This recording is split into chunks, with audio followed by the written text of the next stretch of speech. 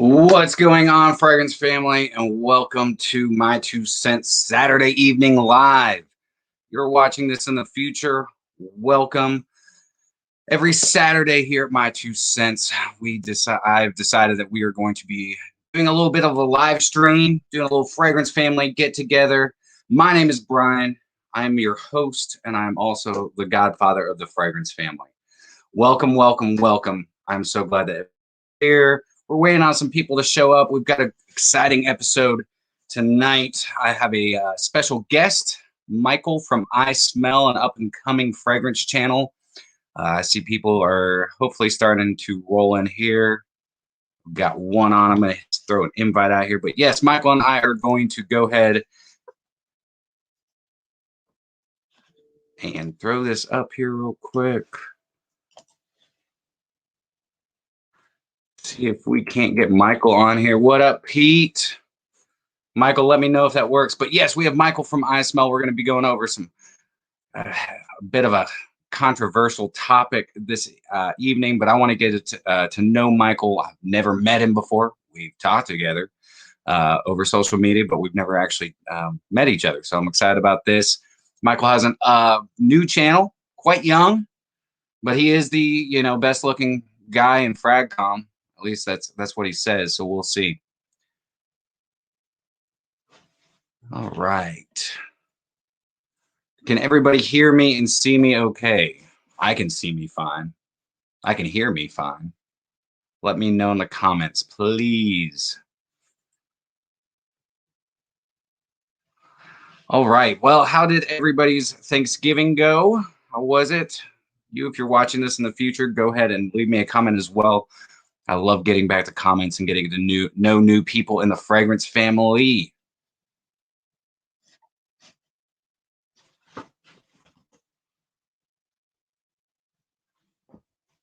Okay, everything sounds good. Awesome. Thank you, Pete. Michael, I don't know where Michael is, but he should be getting on here shortly. What's everybody's scent of the day? We'll go ahead and get that out of the way. I'm rocking Carte Blanche from Navitus. Oh, yeah. Oh, yeah.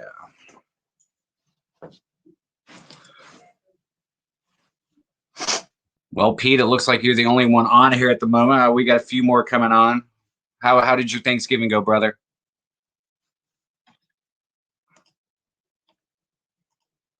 Wonder where. What up, House Colossus?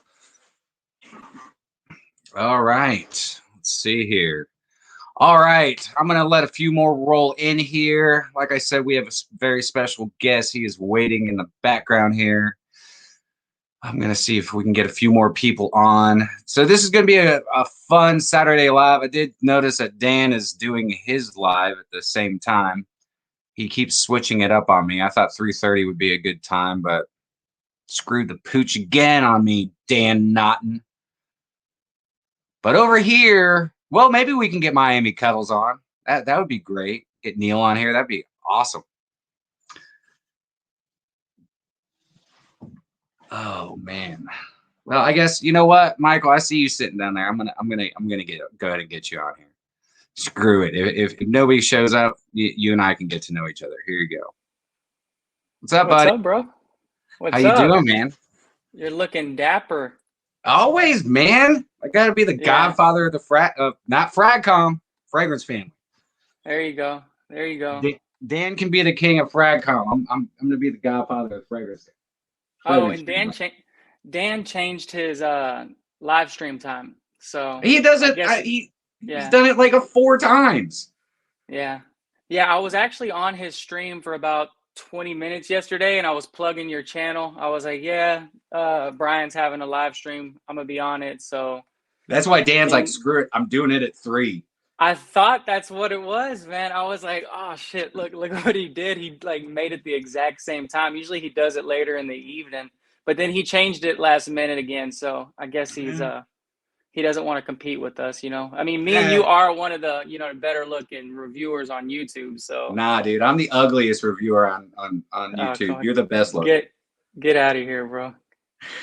Chris, good to see you. Good to see everybody rolling in here. Yeah. So as you can see, I guess I'll do, a quick update and let you guys know what's going on. Yeah, every Saturday we're going to be doing this at 3:30 until YouTube tells me to quit. So I want to get some special guests on here, get reviewers. I've got some perfumers and owners of some. You are quite handsome. You are quite handsome. But I've got some perfumers and reviewers and some owners of some brands in the works. But most of that's going to happen after the beginning of the year, just because, I mean, everybody's tied up. Oh, there's Ken. Oh, you can't see the chat, Ken? That's great. All right. So, Michael, I'm here to get to know Michael, and I'd like you guys to get to know Michael as well. He has a YouTube channel. I'm sure you've seen me promote it before, and I will continue to continuously do so. But yeah, and tell me about likewise, yourself. Tell me about yourself, man. there. I'm a regular guy, man. Regular Texas boy, born and raised my entire life. You know, I decided to start this whole YouTube channel thing, and man, it's been a blast. I've been like, I don't know, since June or whatever, but it's been a blast so far, man. I'm getting to know. I don't know how it's happened. I think it's a bit of trolling and a bit of just in general my personality, but somehow it seems like, you know, I've cracked through and I've got to meet a lot of cool people along the way. So, I mean, I'm definitely enjoying the journey, to say the least. I mean, thanks to channels like, I mean, when I think about it, like when I actually think about it, Mike from the Fragrance Wardrobe was probably the first one to reach out and shout me out. I don't know if it's because he's from Texas as well. I think he's in Dallas. So maybe is that, you know, Southern hospitality, but yeah, he was the first one to reach out to me. And then Tyler, Simply Sense, he's been awesome. You've been awesome, obviously.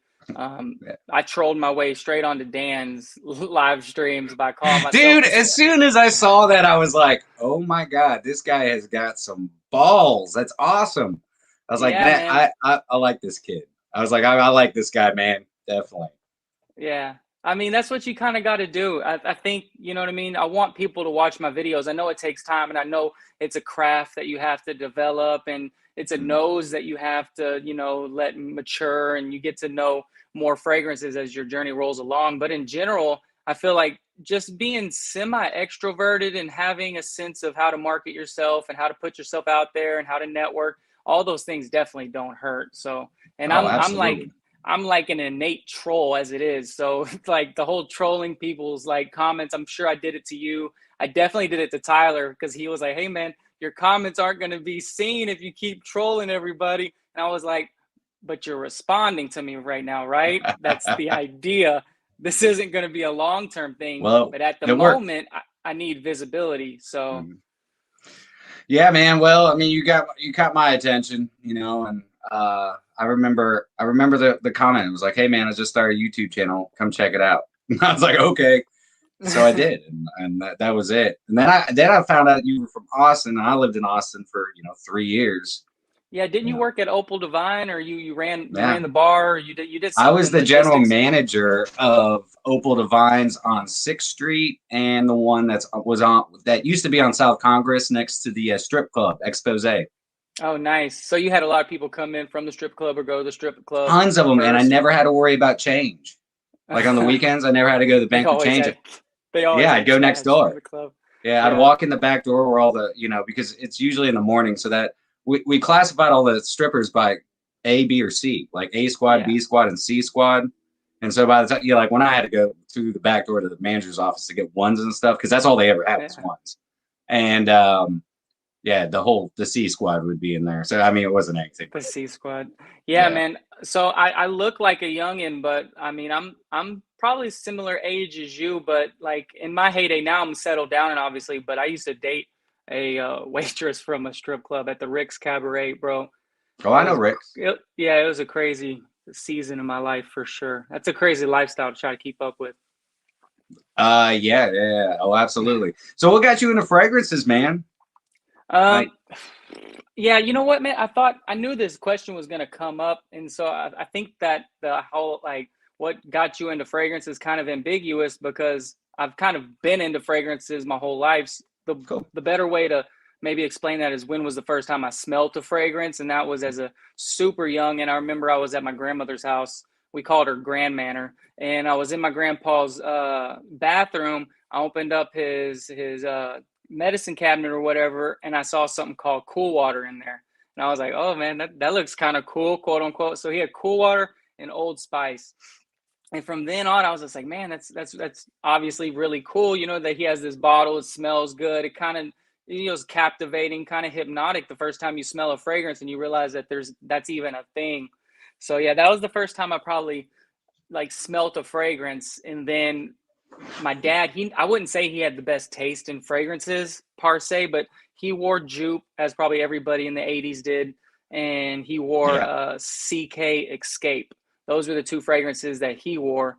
And then I didn't really like his fragrances, and he had a buddy come stay with him one time, and he had Polo Green, and I thought that was like the craziest thing I'd ever smelt in my life. Like I didn't like it necessarily. It was but like I a was forest. Like, yeah, but I was, you know what I mean? I'm like 12, 13. So these are my first experiences with fragrance. And then as I transitioned into actually being like 16, 17, that's when I like realized Acqua di Gio was out there. That's what I was wearing. Acqua di Gio, and then Very Sexy for him. And so it was which is a Victoria's Secret fragrance. I'm very familiar with it. I used to hate having to go into Victoria's Secret to buy it. I felt so weird when I was a kid. I was like, I thought boobs, I was such a fragrances. Yeah, I thought I was such a playboy. I was like, oh yeah, I got this very sexy cologne. It has pheromones in it, and I get to tell people I smell very sexy. Like it was like this whole thing. It was so cheesy, but yeah. Oh, awesome, man. So what was the first fragrance that you actually got for yourself? Like, what was the oldest memory of a fragrance that you got for yourself? Yeah, so I was working at 16. Yeah, I was working. So Acqua di Gio, I was pretty self-sufficient. I wouldn't say that it was more nature versus nurture for me. Right. So yeah, at that point I was buying my own fragrances, and I would say the two fragrances were Acqua di Gio and Very Sexy from Victoria's Secret, which back in the day, I remember Acqua di Gio, like you'd spray it and it'd last forever. Like it's not the same as it was today. And then when I moved to Austin around, I don't know, 2005. So I've been out here for a while. And then I remember getting Armani Code. And then like that was just a crazy transition in my life. So I have like negative scent memories attached, or scent memories attached to that. So it was just till recently that I got reacclimated with that scent profile, because for the longest time I was like, I don't ever want to smell that again. So I've got a few of those. I got a few, and I don't know. I mean, I've been wearing fragrances for so long. I have quite a few. I have a lot of positive memories and quite a few negative memories collaborated with a lot of fragrances. So I just had to grin and bear it and be like, you know what, screw it. I don't care. I love this fragrance. Like one reminds me of an ex-fiance of mine, and it's from Atelier Cologne, and it's California Clementine, California. I have a decant of it, and I'm purposely got a decant so I could, because I love it, but I just want to like erase that memory out of my mind. Yeah, that's tough. But, so what brought you to Austin? Were you born in Texas? No, my ex-wife got a full ride to Texas State University. Oh, okay. So I moved down there in 2000. Oh, it's so long ago. Let's see. 2008, I got married, and I moved down there 10 days. No, 2 weeks. Exactly 2 weeks after I got married. So 2008, then I moved away in 2011. So she went to school, and I just worked. So I worked at Opal's. I started at Opal's. That was the first job I got. I started serving, and then they moved me up to bartender real quick, because I went from like a managing position in Tennessee, just leaving that, moving to Texas on a whim. I lived in Kyle, right outside. Oh, right outside. Yeah. So that was like a good spot in between Austin and San Marcos. Yeah. So yeah, I live in Manor, which I tell people because it's easy that I live in Austin, but North technically, Austin. Yeah, technically I live in Manor because you can get a lot more house for the yes, price. You can. Yeah. It is ridiculous, dude. Yeah. It is ridiculous. So I bought a house in Manor. I've been at this house now for about a year and a half, so I'm officially a homeowner. So that's really cool. But yeah, we tried to look in Austin, and it just wasn't happening. But Kyle is similar to Manor in the sense that it's both kind of considered like farmland in a sense almost. Oh, dude. Well, yeah, not so much anymore. I mean, last time I was there was 2 years, a little over 2 years ago, and Kyle is completely different. It's blown up. It's blown up. And where I used to live in a neighborhood near Steeplechase. Is it Steeplechase? Yeah, Steeplechase. And like I'm big into disc golf. I had a disc golf course in my backyard, basically. What up, Rich? Good to see you, brother. And Steven, also great to see you as well. But yeah, I went back there, dude. There's apartments built up everywhere, condos. It's ridiculous. Like, yeah. When we moved here a year ago, it looked like straight just flat land, but now they have entire neighborhoods coming up. Like these homes are coming up so quick, which is a good thing and it's a bad thing because I know they're gonna start building a lot. Apparently there's a Tesla factory coming over here, but at the same time it's like, man, you don't want the property taxes to go up. So it's like stay out of Texas. Yeah, Austin's ridiculous. I mean, I'm sure Austin is still trying to secede from Texas because they are like the blue dot in the red state. Yeah, but yeah. It is. But not so much. It's not what I remember. But all right. So what really inspired you to get on YouTube, dude? Like, why'd you do it? Huh. Okay. You want to be famous, don't you? Look at that face. That's a famous face right there. I got a very rememberable face. I don't know, man. Okay, so my minor in college is audio engineering. So I had a lot of the equipment already on hand. And then, but as I transition out of like single life into married life, it's like, okay, I'm not really going to be making music anymore like that. But I still have the microphone. I still have like the preamp. I still have like the lights. I still have all this stuff. And then I'm working remote from home because of COVID. So I'm spending more time at home, which means I'm spending more time on YouTube. And then, so I already knew about Jeremy Fragrance, but I didn't know that there was this whole world of YouTubers and reviewers that existed. So I think, okay, so to be honest, what happened is I ended up buying a fragrance on eBay. It ended up being a fake. And no way. Did you buy it from Russia? You bought it from Russia, didn't you? I don't know where I bought it from. It's Russian. You got it from Russia. I'm gonna take the fifth. You got Putin's on that one, dude. Yeah, so I found myself on YouTube trying to find out, did I get a fake? And then I think I just started seeing these reviewers around, and I started seeing that they were reviewing all these different fragrances. And then next thing you know, I'm getting more fragrances, buying fragrances. It starts to become like a hobby. And then now I'm like almost 100 fragrances in, and I'm like, okay, well, I'll start I'll join some of the Facebook groups so I can start showing off my collection. And then I just realized there was a whole bunch of like douchebags and assholes on there. I was like, this is not like qualitative. Like, I'm not like, it's not serving me to do this. I kind of like want to be actually seen and heard. And so I'm like, you know what? I could just do this myself. Like, what's the harm in just starting a channel? There's literally no harm in this. And so I just, you know what I mean? Jumped off the porch and started doing it more or less. Yeah, it's not awesome, really, man. Yeah, it wasn't really like this long drawn out thing. I did spend some time like kind of conceptualizing what my plan was going to be for YouTube and what my logo was going to be and like exactly how I was going to approach it, like my actual approach and doing it. But, you know, it wasn't like this, you know, a lot of people, they just procrastinate, and then other people, they just do it. And I'm kind of one of those people that will just go out and do something. Kind of like good. Jumping on Dan's live stream. I'm not really a scary type of dude. I'll just jump out there and make a fool out of myself if I have to. I am too, man. I can talk to anybody. I mean, that's just kind of how I've always been. But why did you come up with the name iSmell? I have to know, dude. Okay, we talked about this a little bit on Dan's stream yesterday. So okay, so when I made music, so I did a little bit of writing music too. So I wanted something that was like a double entendre or a triple entendre.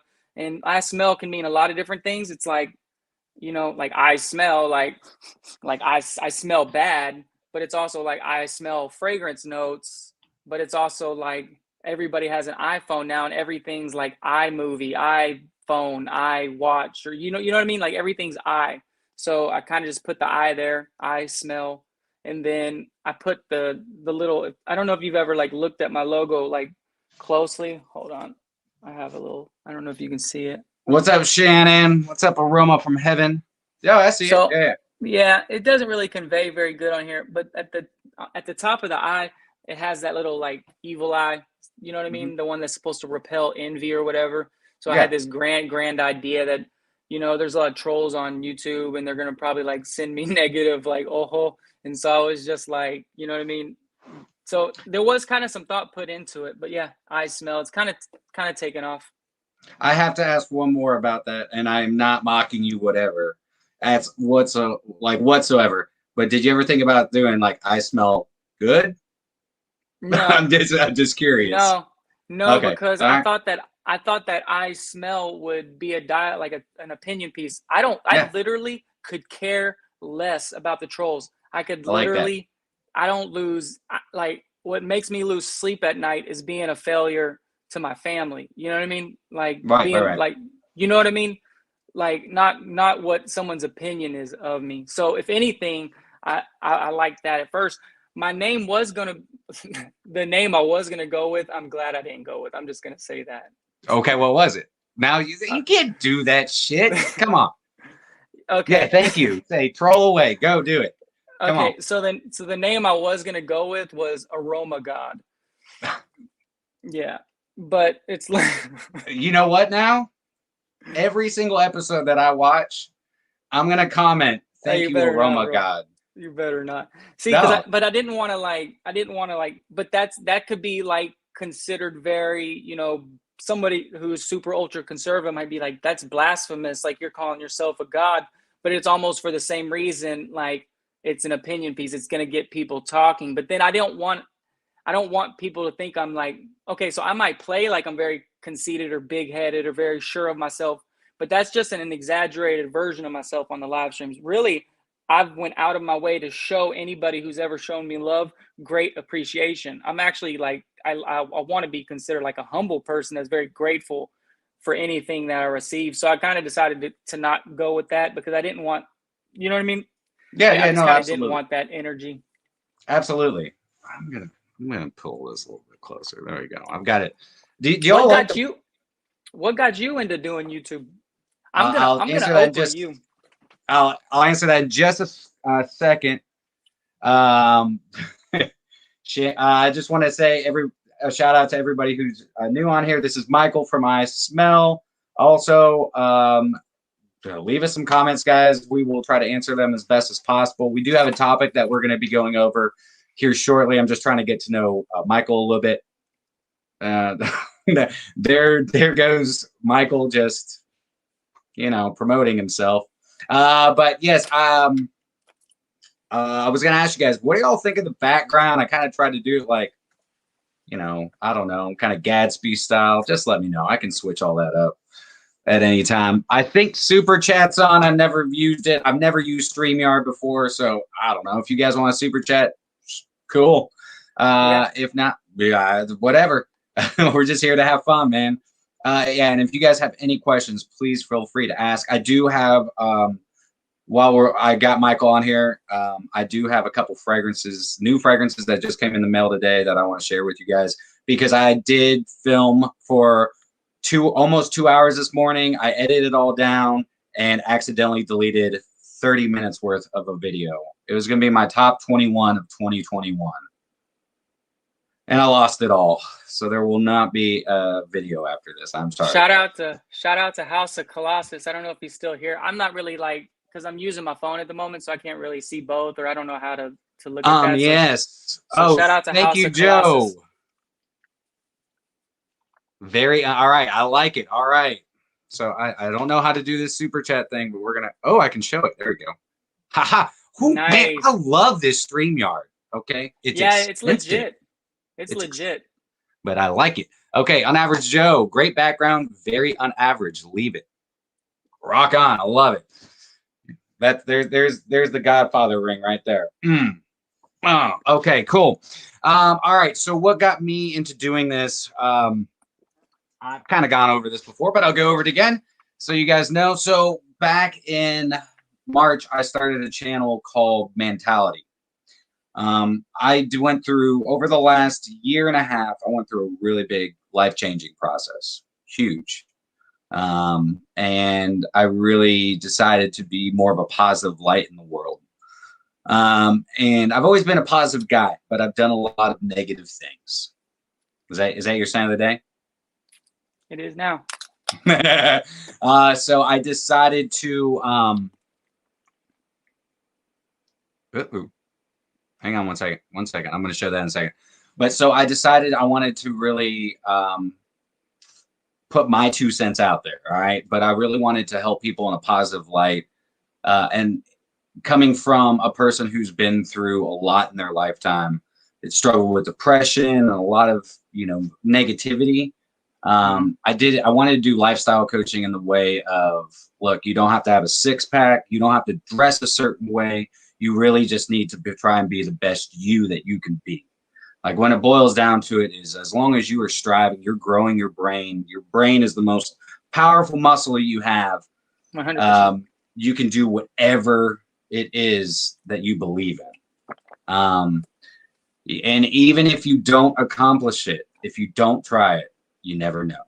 So, so I did Star Mentality. It's still out there. That channel's still going. There's only 3 or 4 episodes. I think Pete went through one of my subscribers and watched them, but I realized that I was trying to do too much. And I was like, I'm going to try fragrances first. I was like, I've been in the fragrance game for a very long time. I know a lot about fragrances. I follow a lot of fragrance reviewers, and I'm going to try and see if I can make that channel successful first. And then I'm going to go ahead and do Mentality again, which is still a thing. It's just now that I'm doing this full time, I have a lot more time. And so the beginning of the year is really when I'm going to start Mentality, because now I have a studio at my disposal, which was kind of up in the air, because I don't want to film it here. I want to film it at a different location, just where it's, I don't want a whole bunch of fragrances behind me doing lifestyle coaching. Well, congratulations on that, man. That's a giant step to do YouTube full time, man. Yeah, I mean, it's going to be YouTube, and it's going to be Instagram and TikTok. But I don't want to be an influencer. I want to be a positive influencer. So many people are influencers, but I just don't. It's not that I don't agree with them, and I just don't agree with a little bit of the commercialization of what they're doing. I'd rather, there's a lot of lifestyle coaches, and even like with My 2 Cents, I don't want to just be the guy that's like, I've never been the guy that's like, hey, a fragrance is going to get you laid, or, complimented fragrances. That's that doesn't matter to me. Yeah. To me, I know it does matter to some people. It does, though. Yeah, that's good. Yeah. And so the idea of being an influencer in general, you have like a negative stigma tied to it based on like the low hanging fruit that they go after, and not necessarily. It's just, I watch a lot of these influencers, like lifestyle coaches, and I know the one reason that they always talk about, like, how, dress like this to get the woman. Dressing a certain way does help, but everything starts from in here. There needs to be more influence on the actuality of what, as human beings in society today, what we deal with. And that is, depression's huge. I've lost so many friends to suicide. And I really want to reach out to the people that actually need this worked on and this worked on, because everything else will come. Like once you because everybody's looking for a quick fix. Even with fragrances, they're like, oh, if I get, Dior Sauvage, or, if I get a Raja Dove and I spray that on, women are going to be attracted to me. A quick fix. There is no quick fix to life. Yeah. Life is something that you have to work really hard on, and you'll always continuously work hard on it. But the harder you work, the easier it gets. Like without pain, there is no gain. And, sometimes you've got to find it in yourself, because we all know the answers to our own problems. We just don't want to admit them. Exactly. People don't want to do the work. It's like, you know what I mean? So I kind of just want to help people understand that, look, I'm just like you. I'm not going to sit here and say I got a 6-pack and you got to have a 6-pack because that's going to get the ladies. I've had it. You know how long it took me to get there and how miserable I was? Yeah, all you the gotta be like time. 4 to 6% body fat. It's a pain in the ass. I mean, you know, when I first started this channel, I was down like 7% body fat. I mean, I'm Yeah. not that much higher, but I was telling Ken on here, I literally I did the was I telling Dave? I think I was telling Dave Callie actually. I don't remember who I was telling. Anyways, I did the Zac Efron diet that he did for Baywatch. Oh, I didn't even know that was a thing. Dude, well, he was jacked, just ripped. He was only like 5% body fat. And one of my coworkers challenged me to do it. And I was like, you don't challenge me to do things because I'll freaking do it. And I did it. Yeah. And I remember looking myself in the mirror and I was like, damn, I look good. And as soon as I turned around, walked out of the bathroom, I ordered 2 large pizzas, never looked back. Because it was the worst 16 weeks of my life, but I did it. And yeah, I looked great. But there is a means of living a healthy lifestyle without feeling like you have to look like a Greek freaking god in order for women to be attracted to you. The truth is, most of the women in our age bracket, they don't care about six packs anyways. They really honestly don't, man. Most women don't. But anyways. Yeah. All right. So let's see here. Okay, so just like this, man. Like, all right, right here, Shannon, right here. I love this. I'm sorry, Shannon, I'm throwing this up here for. But look, depression is a major part of what I've went so far into fragrances to keep my brain occupied. The friendly community helps tremendously as well. That's important. That is the reason I started My2Scents, is to more focus on being a positive influence in the community, because you know, just like helping you and your channel, that helps me as a person, because I can't make my success is not going to happen without you. Yeah. Form follows vice function. Versa. Yeah. Form follows function. Exactly. And I just wanted to add a little bit of substance to the community. No, and you've been doing it. I think you're a pretty good ambassador. I think, I try not to be too judgy. Like, you know what I mean? The fragrance community can be a shit show at times, but I mean, some people find that entertaining, you know, and some people need that type of entertainment in some ways to help them feel less lonely. So, I mean, it helps them. Again, it's like, I don't know if like that's the best way or the worst way. That's not for me to decide, but I can honestly say I think you're a good ambassador for the community. I've told you that before. Yeah, man, so, I really appreciate that. Yeah, and you know, we're gonna have a whole lot of fun here with My2Scents and with your channel. We're gonna, you know, once you hit that 1,000 subscribers, if anybody here is not subscribed to Michael's channel, do so as soon as you're done watching this. Of course, if y'all could get me to 400, I'm like I think I'm in the 385. So I mean, I think that's realistic growth. I'm not buying subscribers. I'm not like sponsored by anybody. You know what I mean? This is just, you know what I mean, putting in the reps and like taking advantage of opportunities like this. I don't have to spend my Saturday. You know what I mean? I literally just drove all the way back from Houston so I could hop on here and have a good conversation with you. Yeah. Well, I appreciate the offer. You know what I mean? Yeah, absolutely, man. I've had a couple people who asked if I would have you on here, and so yeah. Do you guys have any questions for Michael before we get into the topic that Michael doesn't even know what the topic is? I'm not gonna lie, I'm a little intimidated because you're like the niche guy and I'm like, you know what I mean, the frugal fragrance guy. But I mean, no, it'll be fine, man. Like I said, I'm gonna be sending you some stuff. Hopefully I'm gonna get it out on Monday. You'll know when I get nervous because my ears will get really red. That's when you'll know. Yeah, I don't get nervous, so I mean, I'm a human. Yeah, I was a little nervous to do this, but I don't see it as like a bad way. It's not paralyzing like anxiety, but I think like that's what makes you feel alive, makes you feel human. It's like that nervous energy, like almost before a job interview type energy. You're excited to. Yeah. And in my opinion, it's like I'm excited to take advantage of this opportunity because I don't know what's going to become of it. Like before I even hopped onto here, do you know who Think Media is? Yeah. Think Media literally just reviewed my channel on their live stream. Oh, really? Yeah, I'm gonna post it because I'm gonna save it. I'm gonna rip it and save it. But yeah, but they literally reviewed my channel on their live stream, and they had a lot of like very critical things to say about other people. They had a couple things to say about mine.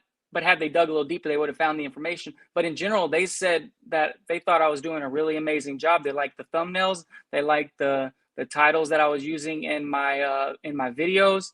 The only thing they said is maybe less pictures of myself and more product placement of the actual fragrance.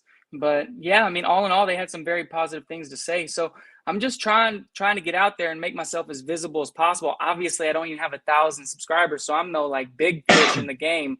But I mean, it's the reps, getting in the reps. Yeah.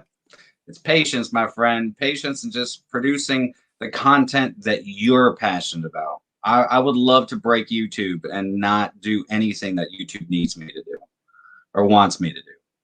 You know, they really want you to be just like everybody else. And that's just not fun. So I said, fuck it. I'm not doing it. Yeah. I can't be anybody else other than me. Yeah. So I think that's the biggest thing. Justin Copeland actually did an episode where he talked about like everything he's learned over his YouTube career, and it was very inspiring. I watched that video. You know how he said you have to find the balance between doing what YouTube wants you to do, but staying true to yourself. Absolutely. So, you know, I think, you know, and I think also even with my subscribers, and you'll learn, you know, there's people watch your channel because you do cheaper fragrances. And I think there's a lot of people who watch or designer fragrances. And I think a lot of people watch because, you know, I do pick up these niche fragrances. But, you know, as your channel grows, you can start doing, you know, I know you'll start getting into niche fragrances. And then you're going to open up a whole nother bucket of worms. Is it bucket of worms or can of worms?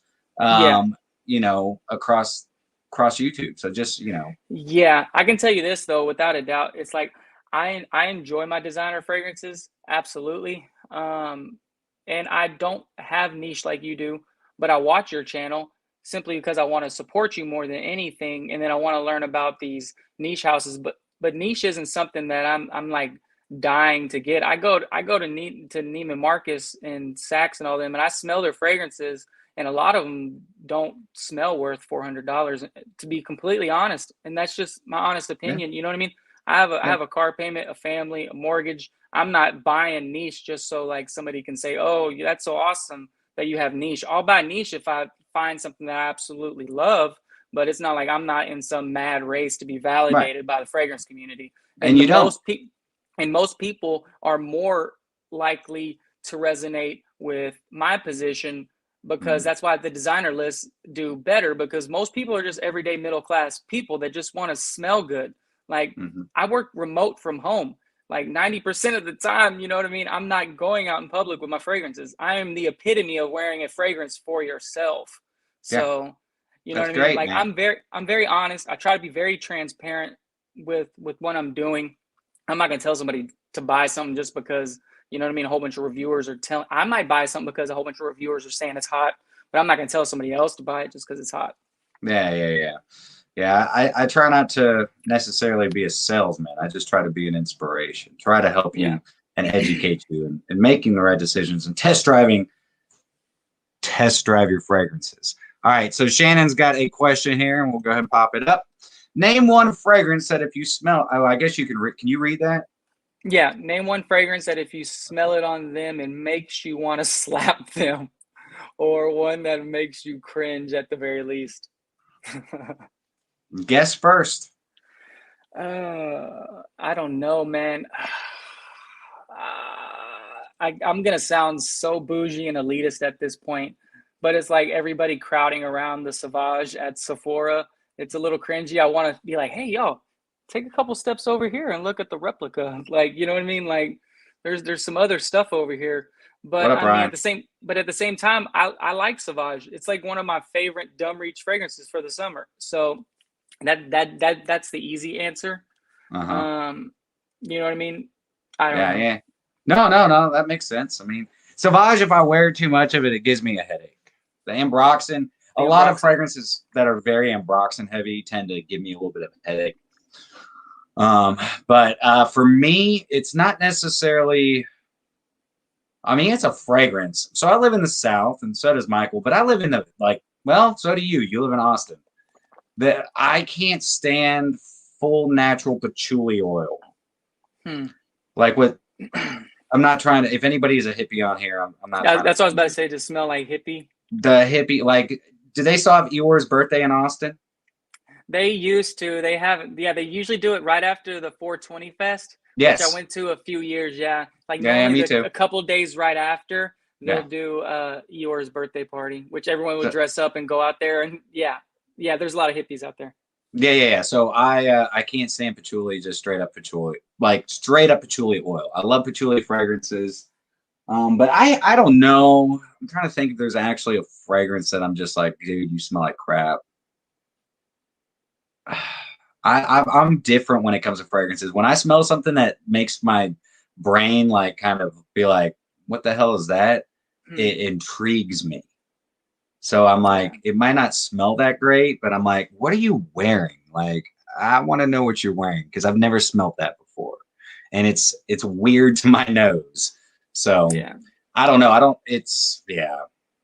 So I don't really have a fragrance that I can associate with. Because I mean, my dad wore like stanky old men's fragrances that I love. Like he still has a vintage bottle of Stetson in the bathroom. I like the old. They don't really. I wouldn't say that they fit my personality per se, but I do like the way they smell. If I'm like, I'm so cheesy. If I'm gonna go work on the car or go do something like quote unquote could be considered manly, I want to throw on something old school like that. Yeah. But I mean, like when I remember when I smelled Boucheron pour Homme, I didn't really like it. Now I have the Eau de Parfum, which is so is it good? I hear Dan hypes it up so much. It's like $30. I kind of want to get it, but it's like I don't know if dude, just get, I will say, when it comes to, if you find fragrances that cheap, especially being a reviewer, it would be cheaper good just for to you. get it. Yeah, it's good for you to get your nose on because then you'll know exactly what he's talking about. And it is herbal. It's very green, and it's a fougere. It is fougere. It used to be very oak moss heavy. Still, I mean, I still get quite a bit of oak moss in it, but I mean, it's getting those kind of type of fragrances, or even, I mean, go to your department store, and I'm going to tell. Here's a secret from me to the fragrance family. I get in good with my fragrance ladies. And they give me testers all the time, like throughout the year.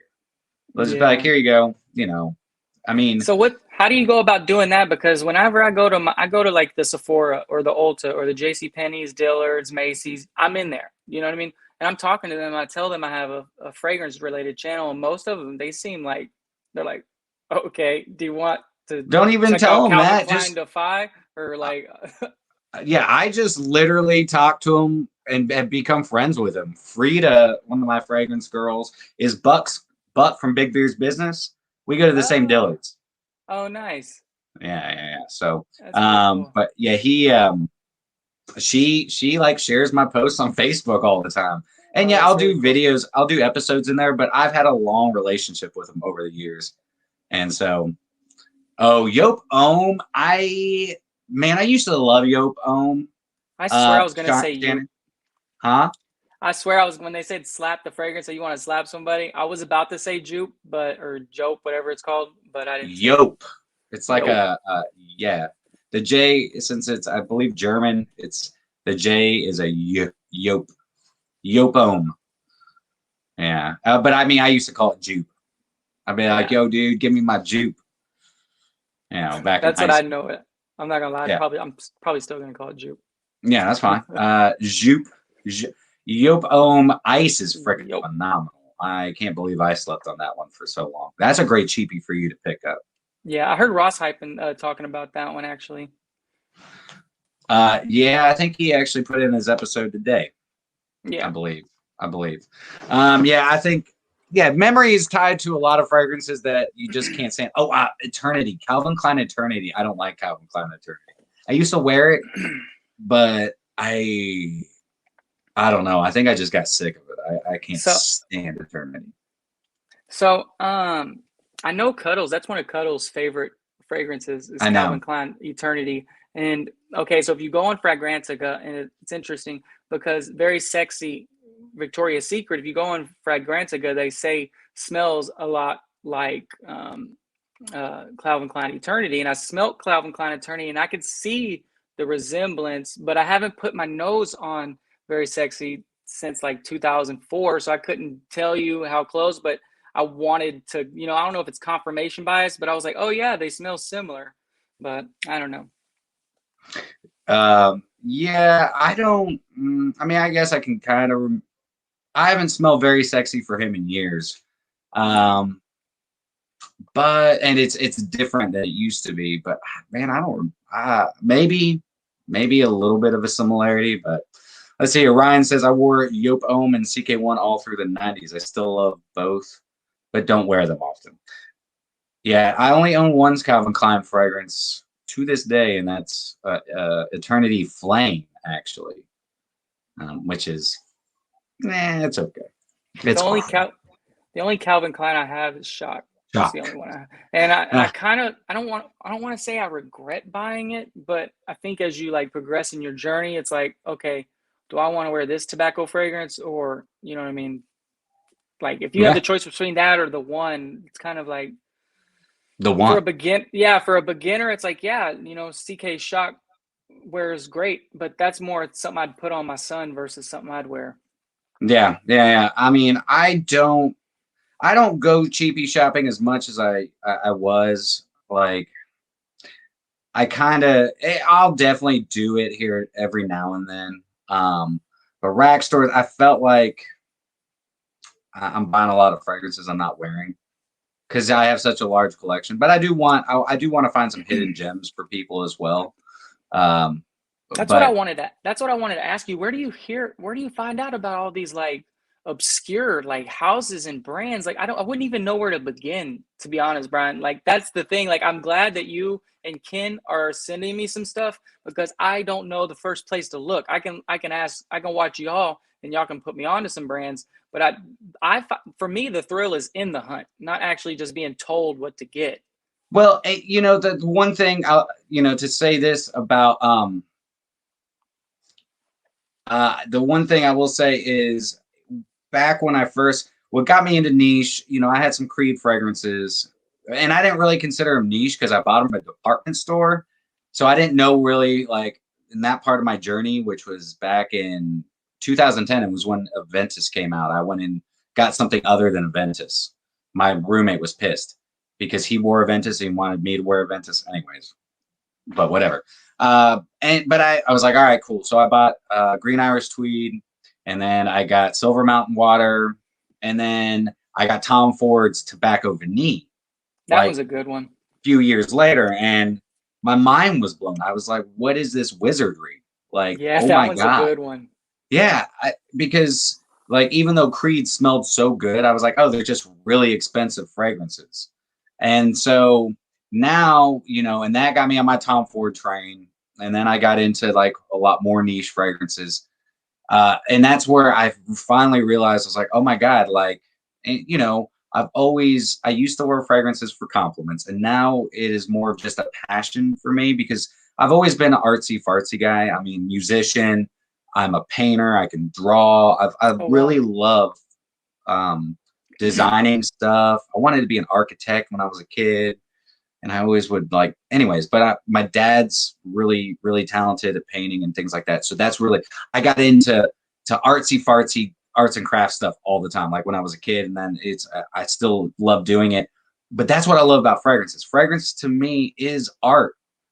Like, you know, they're artists. Every perfumer is an artist. They're creating stories. They're creating, and they're doing it all by the number, like helping us create memories through their art, through the easiest way to make memories through our noses. Mm-hmm. You know, so when I was in the booze industry, I really understood what like alcohol and how like you can smell Jack Daniels, which P.S. I'm going to ruin everybody on Jack Daniels. Jack Daniels smells like bananas. Next time you smell Jack Daniels, you're going to think it smells like bananas. But, you know, I will always remember that because I was like, oh, this smells like bananas. And every time I smell Jack, I think bananas. So it's, you know, it's crazy how just, you know, before you eat anything, before you smell or drink anything, it's your nose that sends the receptors to your brain and says, this is pork. This is what it's supposed to taste like, you know? And so I've always, I don't know, I just find it captivating how, you know, you could wear something the first time I meet you. And if you're wearing a certain fragrance 10 years down the road, I smell somebody walk by that's wearing your fragrance and I remember you. Yeah. You know what I'm saying? I know smells always been important to me. When they talk about like, what do you find most attractive about a woman, for example, or what turns you off, you know what I mean, for a woman in general, like for me, it's always been her scent. She doesn't have to smell like Chanel. It doesn't hurt. But at the same time, if she stinks, to me, that's like, oh man, I just can't. That's the way I've always been. Me personally, and scent, in my opinion, is important. How somebody smells is important. Nosy neighbor, I think he's asking where are you from, iSmell. I'm a Texas boy. Like, yeah, so I'm not looking at the comments, so I'll let you moderate that, Brian. Yeah, I got you. But yeah, I'm born and raised my entire life, Houston, Texas, and then I moved to Austin, Texas after I graduated. So I've been a Texas boy my entire life. And I plan on being a Texas boy my entire life. I love my state. I loved living in Austin. I hated how freaking hot it was, but it was great. Yeah. Let's see here. I'm not wearing pants, but I'm wearing a Ventus. Cool. Awesome. Are you ball spraying it? I hope so. I hope so. What up? What up, fellas? That was rude. But yes, while you guys are hopping in on the comments here, let us know what you guys are rocking for your scent of the day. I am rocking navitus, carte blanche. But yeah. I think this is going to be the next fragrance I review. I'm not sure yet though, but I think I'm going to do this one next. That's a good one. Yeah. That's a good. You know, I don't own any Bulgari fragrances. Bulgari. Yeah, I went with so it was either going to be that or Spice Bomb Extreme, but I went ahead with the Bulgari just because, or the Man in Black just because it was cheaper. So yeah, and they smell similar. So at least to my nose. Mike Steven Saunders wants to say, I said thanks for the Lolita Limpica Green Lover recommendation. It's one of his best pickups of the year. After you did your review. Yeah. I absolutely love this one. Absolutely love it. And I can't say that I just had this epiphany of getting Green Lover. No, Joy Amin. I saw his review and how much he was in love with it. And he is like, but way before I was like making videos, he was one of the guys I would watch like nonstop. And he had just glowing things to say about it. And I've heard a lot of great things. Yeah, I absolutely love this one. It smells amazing. It's beast mode. It's perfectly unisex. I get compliments if that's what somebody's after. You know what I mean? Most of the compliments come from people in my family. But yeah, I get compliments on them. Let's see here. What's up, Bren? Great to see you, brother. I'm glad you're on here. Let's see here. Jean the Baptist. I'm going to throw it up here. Baptista, not Baptist. Sorry, excuse me.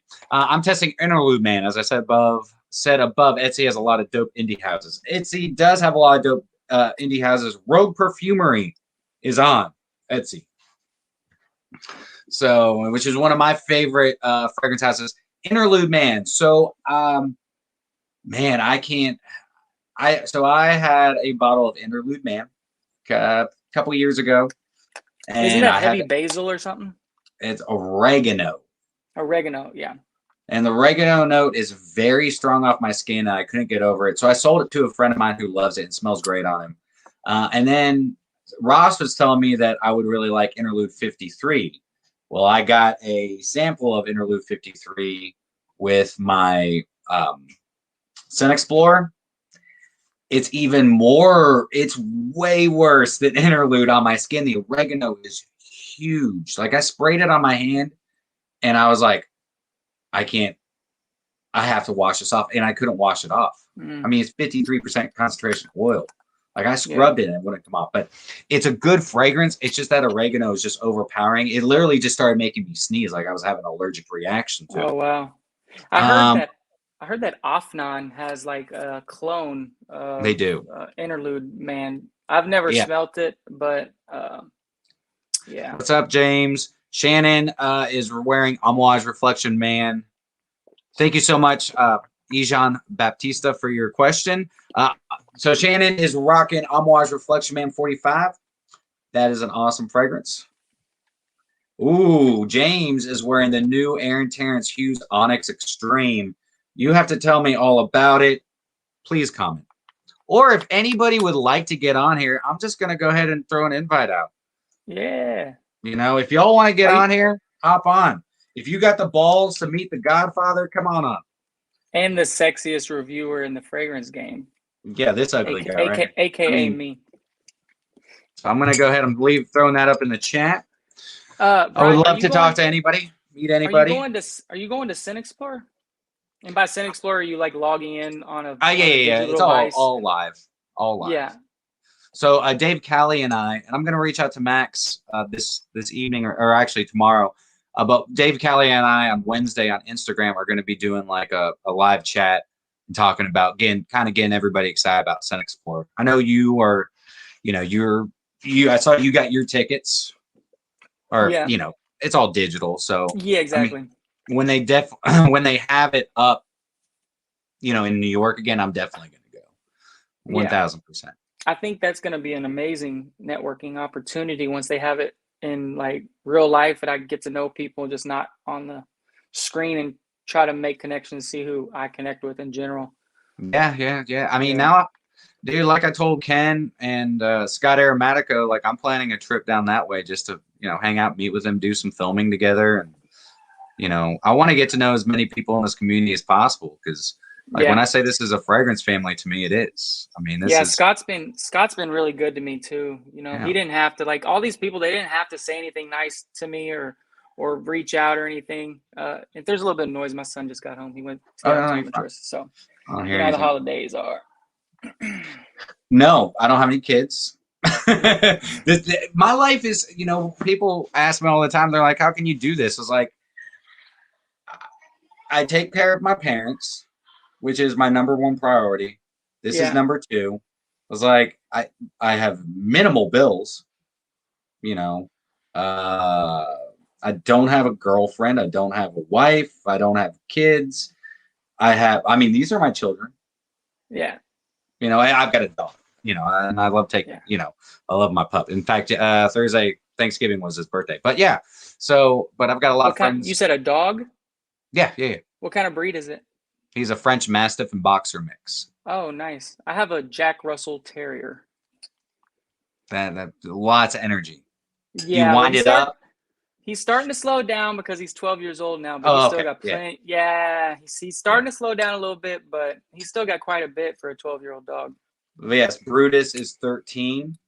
He was born on Thanksgiving on the 25th, so every 13 years he actually has his birthday on the 25th again, which I don't think he'll make it to 26, but he's doing really good. He's an old man. Yeah. He's got a little, aches and pains. There's a little trouble getting up, but he's big, dude. At his prime, he was 120 pounds. Yeah, and that's the thing. The bigger the dog, they tend to show more signs of wear and tear as they get older. Oh, I do have new comments. Oh my God, sorry.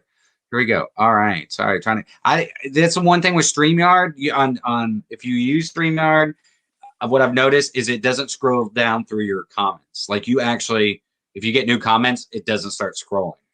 You have to automatically do it. Okay. I know Nosy Neighbor said something. He asked me if I have like Saks and all that. Yeah, we have all that. Neiman Marcus, Saks, Nordstrom's Rack. We have high end designers that carry niche, and I go in there and I smell and then I get samples of things.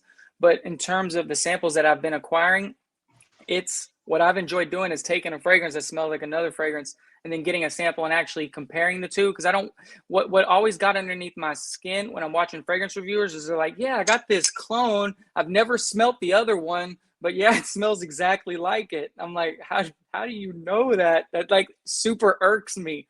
That was another reason I was like, man, I want to convey that to the people, whether or not these fragrances smell alike. I'm not going to review Sammy Andreas's fragrance and just tell you it smells like Bleecker Street. No, I need to get Bleecker Street and compare the two. And if they like, so green sapphire smells exactly like Bleecker Street to my nose, where white sapphire was a super miss in my opinion. It's supposed to smell like Hasselblad, but Hasselblad is one of those niche fragrances which I would acquire because the opening is absolutely beautiful. One of the best openings I've ever smelt in perfumery. And it's probably one of the most versatile fragrances you can wear all year. It is, I love Hot Shabbat. That's the king of my fragrance kingdom. I'm going to have to show Bren. Bren, are you talking about this bad boy? The new Andy Tower Sundowner? Yes, an awesome fragrance for tobacco lovers. Phenomenal. I love Andy Tower. I love what he does. But, all right. So, you know what? Since we're talking about fragrances and getting into that, let's bring up the hot topic here. All right, so the topic of our evening, and I know we're an hour into this and we're just now getting into the topic, but whatever. grab some popcorn, grab a whiskey, grab a beer. Let's do this. All right. Ryan, I will get to that in just a second. But our topic is going to be, does size and performance matter?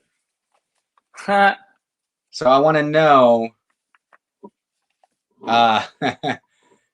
But yeah, I want to know it, and I'm talking about fragrances here. Depends guys. on I'm not who talking you're about asking. your appendages. Yeah, it depends on who you're asking. Yeah, so I would like to know, like, size of bottle matter to you? You know, being the newer into the fragrance community and being, you know, having a smaller collection, what would you say? Or even people who have, you know, just, you know, 5 fragrances or just getting into this, do you think that size matters and then performance? Okay, so I'll talk about performance first because I think that's an easier one to answer for where I'm at in my journey so far. So I have multiple fragrances, obviously, as do many people in the chat do. I would say if you have more than 10 fragrances, you have enough fragrances to where you probably want to wear a different fragrance throughout the day.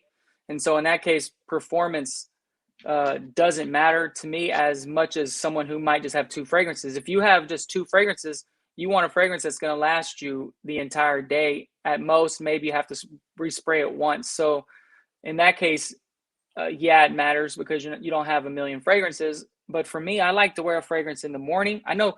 So Mike from the Fragrance Wardrobe, he can very much relate to this. People are already moving into their winter lists, and in Texas, we're barely starting to experience fall weather. It'll be 55 degrees in the morning and 78 degrees in the afternoon. I've been there. I know. You can't wear a fall fragrance. Like, you don't need a fragrance that lasts 12 hours. Like, you want to wear something that's lighter once it's noon because it's 75 degrees outside. You don't want to wear one of your darker fragrances. So in that case, performance to me isn't all that important, but I'm still at the point in my journey where I do feel a need to get the bigger bottles. I don't know why. I feel like you can get more bang for your buck that way. But you do. I mean, you do get bigger. You get more bang for your buck. Absolutely. But at the same time, I struggle with this idea of, even at this stage of my life, to someone that's outside looking in, they're looking at me like, bro, you got a problem. That's more fragrance. That's more fragrance than you could possibly ever use in an entire lifetime.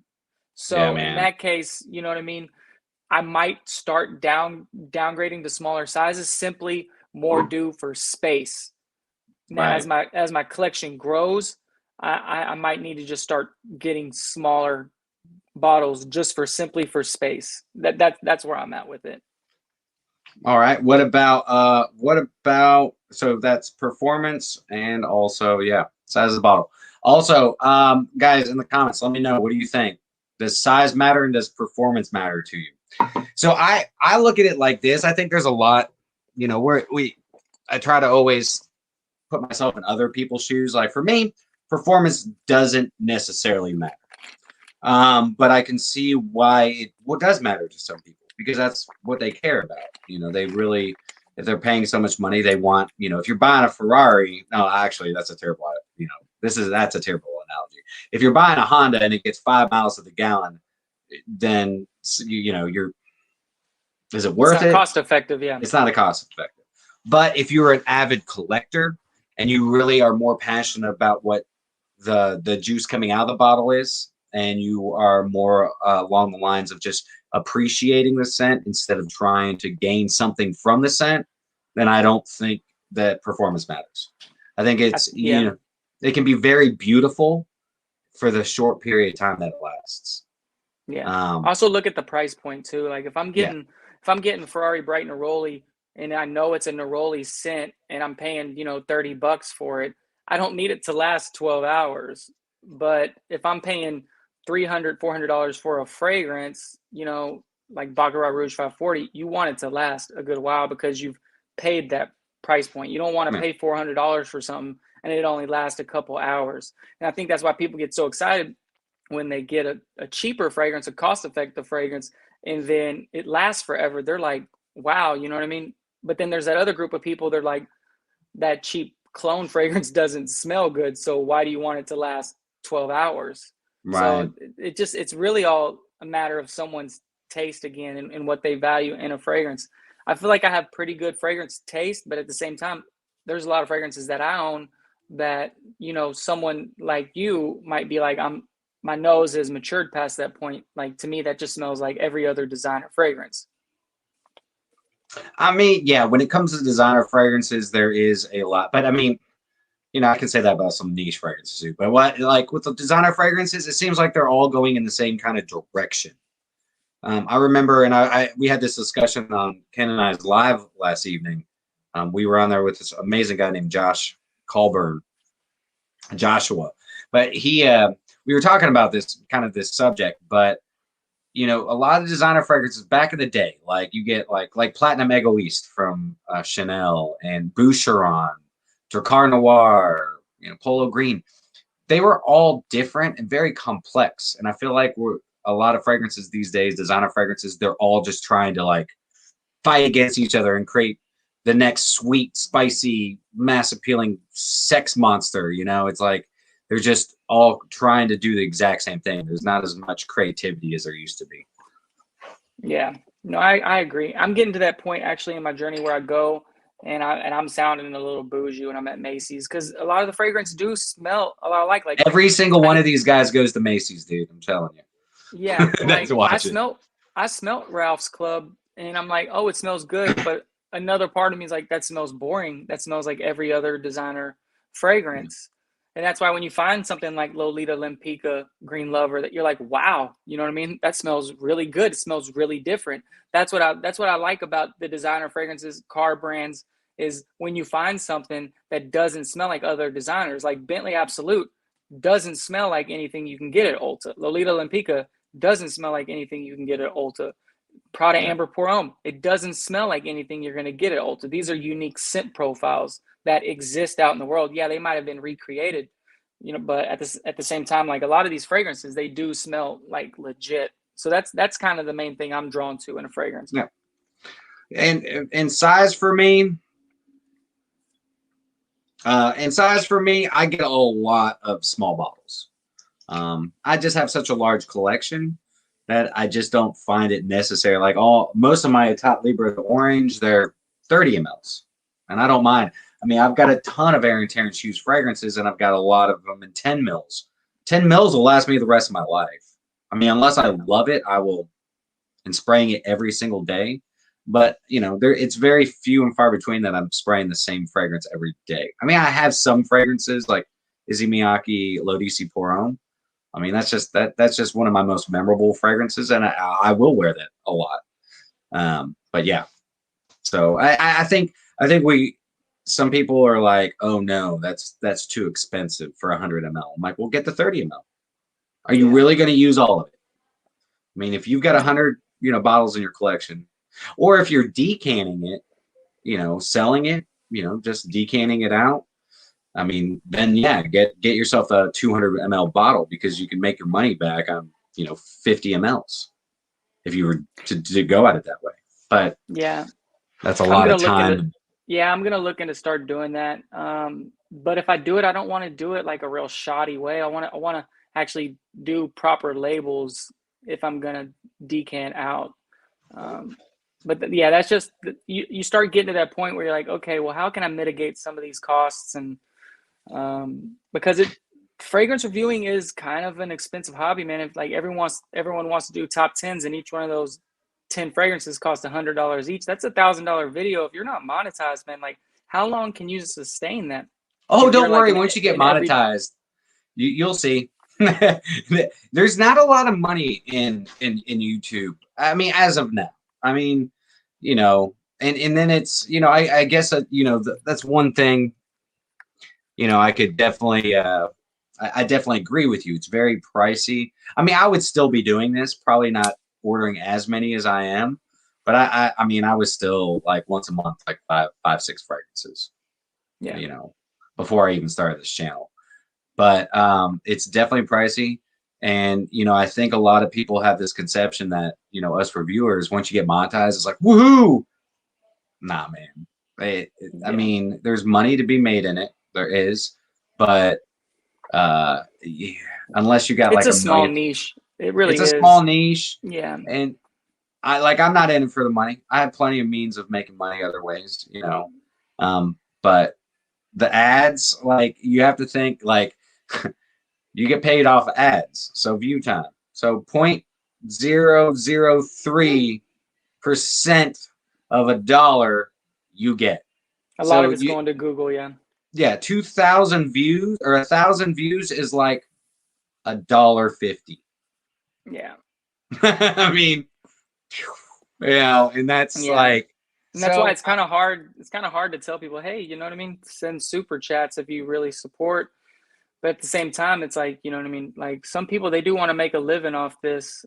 I'm not at that point, but you know, some people, you know, that's why I'm like, how does somebody do this full time and actually, unless they have already, you know what I mean, residual income or passive income, like I don't see how somebody could just do this. Well, I'll let you know. I'll let you know. I mean, it takes a lot of time to definitely be very relevant with YouTube. Yeah. And I enjoy it. I'm doing what I love. I mean, if that's anything, the most important. I don't give a crap if I make $1 million on this. I just want to do what I'm passionate about. Like sometimes you just have to, you know, I mean, I think the best question I could ask people is be like, don't you just want to do what you love? Yeah. Like, well, yeah, like then do it. That's literally the biggest catalyst for me to start my YouTube channel. It wasn't to like gain notoriety. It was to connect with like-minded people. That's why I say it in my intro, not because it's like cliche, but that is literally one of the reasons why I started a channel, so that I can meet like-minded people, because this is a small niche. Like I can invite people over, check out my fragrance collection, but they're not like into it. They can't like talk notes. They can't, you know, tell me what I need to check out. I'm the one telling people what they should check out. Yeah. So. You know, yeah, I mean, we are a means of, I mean, even though I don't consider myself a salesman, you know, a lot of people do. You know, they think that, you know, we're the end all be all of, you know, the answer to their questions with getting some people have salesman-y vibes. So yeah. That's yeah. But it's all about, just like Lone Wolf says here, throw it up here. Yes, even Terence Hughes says there's not a lot of money in YouTube. He just wants to educate and share his passion in perfume. That's exactly what I want to do. You know, and meet people. Like, this is fun. Fun for me, you know, getting to know Mike, getting to know my subscribers, hanging out, you know, talking about something other than the, you know, crazy shit that's going on inside the world, man. We can talk about our passions. And it's one thing that we all, whether or not we agree on the same fragrances, we're still talking about what we love, right? Yeah. So when it boils down to it. All right. So how about this? So like, what is your favorite designer house? Out of all your fragrances, what is your favorite design? What's your favorite fragrance, actually, out of all your fragrances? Don't ask me that same question, because I can't answer that. Okay. Just kidding. Okay, so honestly, this is gonna sound so cliche. Like my favorite designer fragrance of all time is La Nuit de l'Homme. Yeah. I was using that fragrance before I even knew who Jeremy Fragrance was. Like for me, I wore two fragrances, like and that was Lacoste Essential during the summer and spring, and then YSL La Nuit de l'Homme. So for me to not say like I spent many seasons as a single man, you know what I mean, wearing that cologne like as a wingman. So like yeah, I love that fragrance. So that one's very special to my heart, similar to how Issy is to you. That's you know what I mean? Yeah, yeah, The yeah. one that I connect with. Currently, right now, one of the fragrances houses that I feel is criminally underrated that I absolutely love is the house of Rojas. Yeah. I love that house, man. Well, that was going to be Rojas Mustache EDP was going to be on my top 21 of 21, but I guess that's going to have to wait till next week. Yeah, I love it. Have you tried the EDT? Yeah, that's like the summer version. Yeah, it's well, I mean, it's summer. It's the classic version. It's more like a It's fougere. it's like Eau Sauvage, right? Yeah, yeah, no, yeah, definitely. Let's see if we got any more questions here.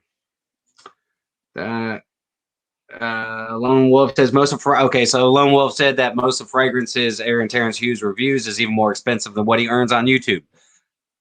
I 100% agree with that, and he has many more subscribers than I do, and he also has a ton of more views than both of Michael and I combined. Yes, so yeah.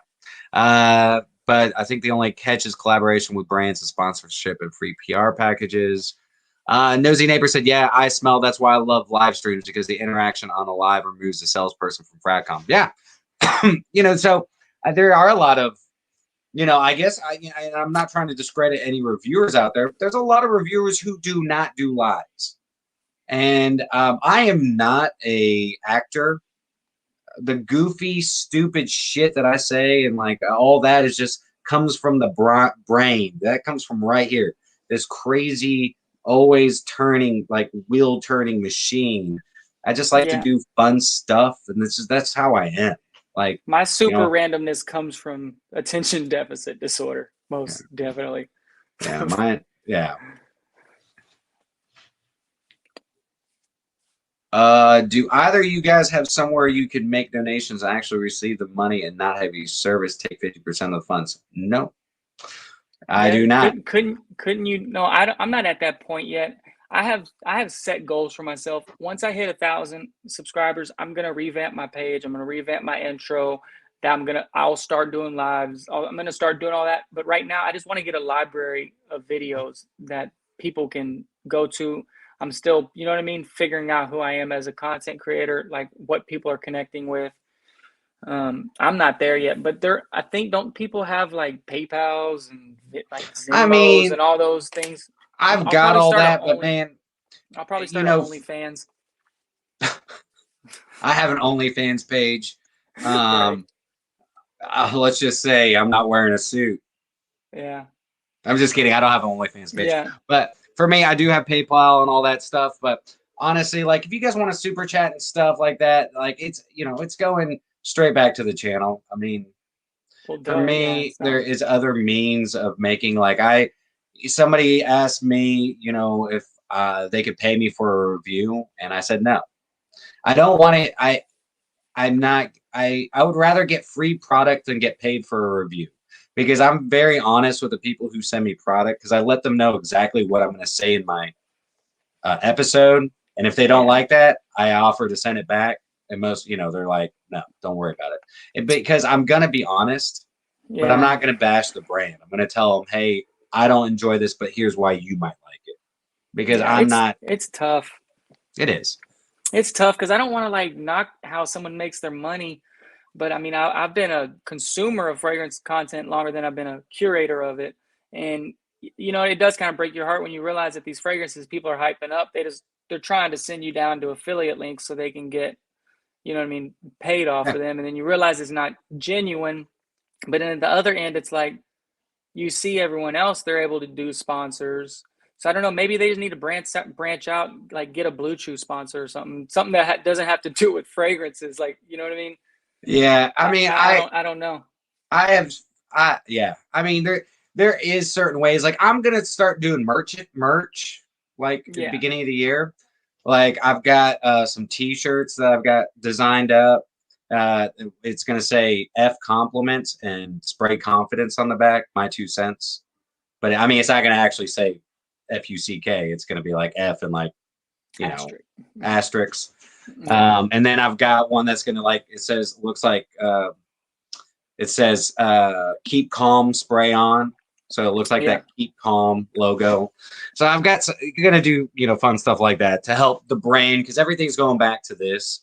I make money outside to support my life and to support all this without having to make money for with YouTube. Everything YouTube I make, and also so you guys know, and I was gonna tell everybody this, but I mean I didn't.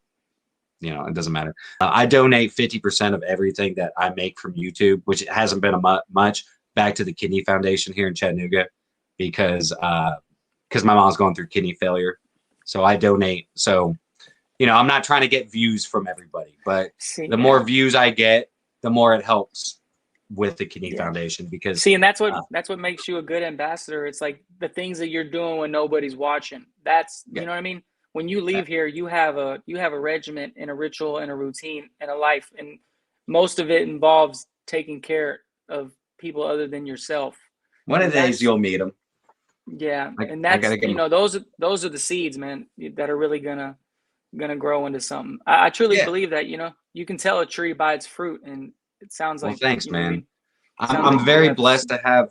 I never thought when I first started this channel. I mean, I've gone back and watched my first episodes, and I never thought I'd be where I'm at right now. I mean, we're almost at 2,000. I mean, I'm lying. I thought I'd be here. Yeah. Well, I mean, I thought I'd be, but my goals are to be past where I'm at now. You know what I mean? And I want to be humble, but at the same time, it's like, you know what I mean? I'm doing it. You know what I mean? I'm not sitting there thinking about it. Some people just think about what they're gonna do and they never do it. Right. I'm actually, you know what I mean? Look, talk about it all the time. You can talk about anything in your life. Talk about it. If you don't do anything about it, all you're doing is talking about it. Yeah. And talk is cheap. So, like I said in my Aaron Terence review Hughes episode yesterday, if you have passion for something and you don't make that passion thrive, you'll never create the masterpiece. You'll never know. It'll only just be a thought. I thought about doing a YouTube channel 4 years ago before, with mentality. I came up with mentality and everything, and I just never did it. I just kept talking about it. I had a YouTube channel, a whole nother account, not fragrance related. It was when everything was like 340p, women's skincare? No.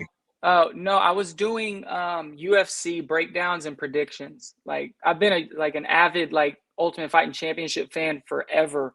And so me and my brother at the time, we would just talk about the fights and who we thought was going to win. There was no graphics. It was just like two homies just talking about UFC. That's perfect. But I mean, I didn't, you know what I mean? I did it like 3 times and then that was it. So, damn. But I asked myself, had I stuck around and did it before YouTube was actually really popping? Because I'm talking about this was years and years ago. You know what I mean? Man. Yeah, you could be the next Joe Rogan. This was like LimeWire days and stuff. You know what I mean? Like this was. Oh, I miss LimeWire, man. Yeah. I mean, not for downloading stuff anymore, but all right. So 95 CV95 asks, when you guys talk about the quality of fragrances, how is that judged? What exactly does that mean? Michael, you want to go first?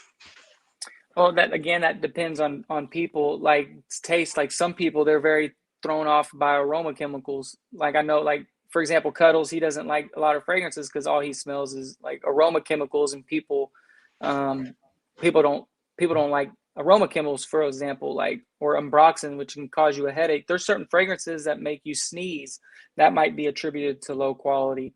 And then there's also the EDP, the parfum, like some things just have better blends of materials, or if you're getting things from the Middle East, they might not be regulated in a way that's healthy to even spray on your skin. So or from Russia, buying it off of eBay, like Michael did. I got a Ventus, dude. It was $12. Yeah, it was just called Ventus. Sweet. It was just called Ventus. Yeah. Why is your face all swelling up? Why are your lips so big? Right? Oh man, Yeah, no, I'm good. It's I'm Botox. good. It's that new Botox.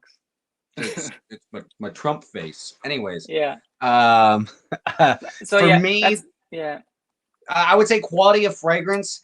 Every fragrance, most even natural fragrances. We talked about this last night also on our Instagram live. A lot of your natural fragrances, when they say they're 100% natural, they can also have synthetics in them. Because synthetics are actually created from natural ingredients, so therefore they're still allowed to say they're natural. Like Akagala wood is created from patchouli, and breaking down is taking all the cleanest parts and different parts of molecules from patchouli and creating a naturally synthetic aroma chemical or chemical. I mean, we're all made out of chemicals, but there are certain fragrances like, if you're going to go buy a $10 fragrance, to each their own, it could still smell good to the average person. But to me and possibly other people, it smells very much like hairspray, like alcohol. You get more alcohol and less of like the fragrant oils. So it kind of burns. But, even your most natural fragrances will have synthetics in them. And even if it says 100% natural, I believe there are some. I've got one from Pommer's Stolen Perfume, and it is I believe it's completely natural. Now, when we get into the synthetic parts, I will say this. If you want performance and awesome performance in a fragrance, 100% natural fragrances might not be for you, because a lot of the times you're going to lack in performance. Which I don't mind. Some natural fragrances just smell so stinking amazing. I'm going to say hi to some people who just hopped on. Steven, welcome back. Quit dropping your freaking stuff. Oh, no, you're playing PlayStation. Stop playing PlayStation. Shannon, I will not start a OnlyFans with Ken. Well, I might. Maybe. I don't know. There's Michael again, just throwing his... Oh, there's House of Colossus. Welcome back, House of Colossus. What up? Y'all sub to House of Colossus. That's the homie. For real, for real. Yeah. Let's see here. I think you making videos is basically you trying to pursue and share a passion of yours to other people. It also has something to do with self-improvement and development along the way. 100%. And Chris says from the Fox Accord says he loves your confidence. They were roasting him on one of the streams. They were saying he never blinks. That was awesome. I love his comedic. He's like, it was Fat Boy Fragrances. He was like reviewing people's channels, and I kept, me, like I troll and I try to break that barrier. He wasn't playing my review, but he played Fox Accords, and they spent quite a bit of time. I was like, that's really cool. You know what I mean? That they were talking about his channel for so long, and I checked it out. What up, Not cool. Angela? I'm calling you Not Angela from here. Or Angela's husband. What's up, brother? Good to see you, my friend. Okay, so Shannon says I'd watch it. My wife definitely would. If Ken and I did a OnlyFans, if I was on it. Well, tell your wife thank you. Is that inappropriate? But yeah, 95 CV 95. I hope that makes sense to you. I think there are fragrances that are very synthetic and not well blended, and it's going to be a lot of your lower end fragrances. Like a lot of if you have rack stores near you, go to a rack store and look at the fragrances that are not boxed and they're only like $9. Smell them and see for yourself. Yeah, that's really, and then put it up against something even like a Calvin Klein fragrance. Like you can smell the difference. Yeah, you're gonna get like a sharp rubbing alcohol smell, and it's gonna just smell like rubbing alcohol for the most part, mixed with like, I don't know, like hand soap. Lone Wolf, I appreciate you appreciating my efforts. I wish my efforts had been a little bit more valiant today, and I didn't lose 4 hours worth of editing. But it is what it is. So you know, huh? You lost hours worth of editing? 4. I spent 4 hours editing today. I had an update on my phone. So it wouldn't update like I couldn't run the update on my phone because I didn't have enough storage. So I went through and deleted a few things, and I accidentally have deleted the original before I could upload the edited. I did and so I uploaded thing. the edited, and I was like, tough. hell yeah. And then I watched it, Oh. and all of my like captions and everything were there, but no video. I was like, oh, that's tough. I deleted. Tough. Yeah, but hey, man, it happened. So just so everybody knows, my 21 best pickups of 2021 will be out sometime because I got to do my whiffs of the week tomorrow. So yeah, I did that same thing on my laptop where I ran out of storage. I had not moved it over to my external hard drive, so I start deleting stuff, and then I corrupt what I was working on in the process. Yeah, that's tough. Yeah, it sucks. But then I was like, you know what? I'm doing this episode, and I was like, this is going to be an episode enough, and it's an episode I don't have to edit. That's why I like to do more lives. Like if we could start, because like I said, and if you guys, I know we got only 21 people on here, but if you're watching this in the future, which I hope you are, please leave us comments. Let me know any comments. That way, I love answering comments. I love getting to know you guys. I know I'm a little behind today getting caught up with my comments, but it's very important. Let me know if you guys want to do more lives, if what days work best for you. Let me know. I think people like the long form stuff. I mean, there's a market for, I think some people want the short form stuff where they just want concise information right away. They don't want no fluff. But then other people, you know what I mean? They want long form conversations in the form of a podcast type deal where you could drop a link and you can just hop on, and then just different people are hopping on and it's just hanging out. That's what I like. I find this appealing, actually. I think someone else should hop on too. Does anybody else want to hop on? If you want to, I'm going to send you I'm going to share this right now. Don't be scared. You know what? I wonder if I can just do this. Hang on. House of Colossus, if you're on in the chat, bro, hop in, bro. Hey, dude. Editing. He knows a lot about Middle Eastern fragrances. Okay, on average Joe, thank you so much for the super freaking chat. You are the man. Do lives. They're great. I know. I love them too. And I'm glad you love them as well. And like I said, I love getting on. I got like 30 minutes more tops on here. Then I got to bounce, man. We got to get dinner going. No worries. I mean, we will. 30 minutes works for me. Okay. Editing is is tough. But I've gotten a lot faster at it. If you guys go back, please do. I mean, if y'all want to help, Michael or myself, go back and watch our earlier stuff, because my first episode got like 124 views. My Argos one is at like 80 views. And but tread lightly. They're not as good as they are now, but I'm finding my voice. I noticed that where before I was just like, when that, like my family watches, and that's what they were telling me during Thanksgiving, that they watch my stuff. And I did get feedback. They were like, hey, like, are you talking to us or are you talking to the camera? Because it sounds like you're just talking to a camera. Like you need to remember that you're actually talking to people, it's an awkward concept in and of itself, like talking to your phone or talking to your camera. It's like, okay, it takes some time getting used to. Yeah, it is. It was hard for me as well. And actually, I had a subscriber quite some time ago. I think it was not too long after I hit 100 subscribers. And he was like, hey, man, I really like what you're doing. I love your content, but you sound very robotic. I was like, okay. And I could see that. So now what do? I just pretend all you sons of bitches are in your underwear when I'm looking at the camera. And all y'all are goofy looking. I'm just kidding. I just don't even, I don't even think I'm just talking to a camera. Yeah. It's basically, and behind me, like right here behind me is a mirror. So if you guys ever see me look off, I wonder, I always wonder if like people are actually like, is he reading something? No, I'm not reading anything. I have a mirror right behind me. I have 2 sliding glass doors. That's my closet, and it's mirrors. So I can see my phone.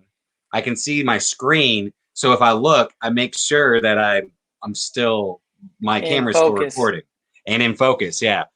So because sometimes, when I have my mic set up, and you've noticed I haven't really been wearing my mic. I've had a lot closer. But when I have my mic set up, I can't hear if my camera turns off or if it just, just stops recording for some reason. This happened to me before. And I filmed an entire episode. And I'm like, it wasn't even recording. I have to do this all over again. But yeah. I've done that before. Most of us are in our underwear. What's really funny is that usually I do pull, actually, Mike, I guess I didn't ask you. Do you pull the anchor man when you're filming?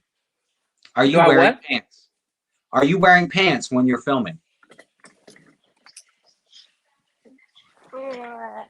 He is wearing pants. Okay, I am too today.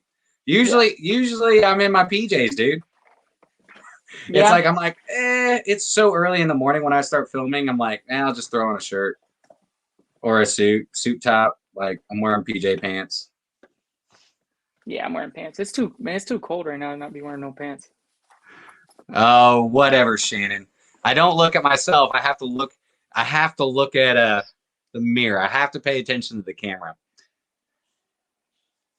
Yeah, I mean, for me, really, when getting more comfortable in front of the camera, I actually had a subscriber. I need to reach out to him. I haven't seen, heard from him in a while. Killa Llamas.